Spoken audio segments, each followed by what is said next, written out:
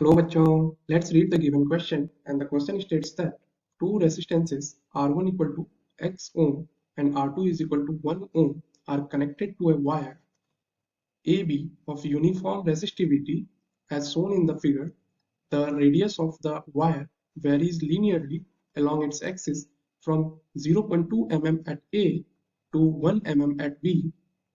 A galvanometer G connected to the center of wire 50 cm from each end along its axis shows zero deflection when A and B are connected to a battery. The value of X is. So the key concept that we will use here to solve this question is the resistance of wire having length L and resistivity rho is given by R is equal to rho L divided by A, जहाँ रो जो है उसकी resistivity होती है and L जो है उसकी length है। तो हम लोग इसी फॉर्मूला का यूज करके इस क्वेश्चन को सॉल्व करें। तो ये जो हमें गिवन है, इस पॉइंट को जो सेंटर पे है इसे हम लोग सपोज P कंसीडर कर लेते हैं, और हमें ये गिवन है इसकी लेंथ जो है वो दोनों साइड से 50 सेंटीमीटर है, तो इसको हम लोग L कंसीडर कर लेते हैं, और इस साइड से भी इसको हम लोग L कंसीडर कर लेते हैं क्योंकि ये दोनों सेम है।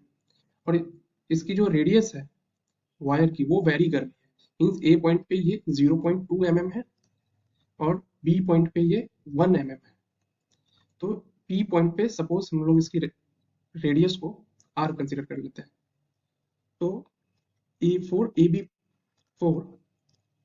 P length of wire resistance क्या हो जाएगी, इसकी रेसिस्टेंस को हम लोग सपोज R3 कंसीडर कर लेते हैं, तो ये R3 जो हो जाएगी rho into L divided by A, and this is rho into L divided by A क्या हो जाएगी, क्योंकि इसकी रेडियस वेरी कर रही है दैट मीन्स ये हो जाएगी पाई, और यहाँ पे ये 0.2 mm है तो इसको हम लोग mm में ही रखते हैं, तो ये 0.2 इंटू पी पॉइंट की जो रेडियस है वो हम लोग आर कंसिडर कर रहे हैं, तो ये हो जाएगी into R. Similarly for P B length की रेसिस्टेंस को हम लोग R4 कंसिडर कर लेते हैं, तो ये क्या हो जाएगी rho into L divided by area. Area क्या हो जाएगी ये pi into R up to 1, तो इसको हम लोग 1 से मल्टीप्लाई कर देंगे, तो ये हो जाएगी rho L divided by pi are.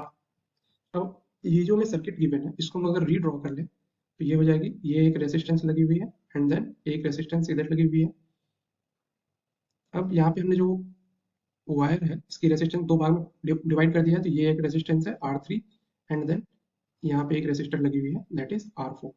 इनके बीच में ये एक गैल्वेनोमीटर लगी हुई है, इसको हम लोग G से डिनोट कर देते हैं, और A और B के अक्रॉस जो है एक बैटरी लगी हुई है, तो ये एक बैटरी है, ये हमें R1 है, ये R2 है, ये R3 है एंड ये R4 है।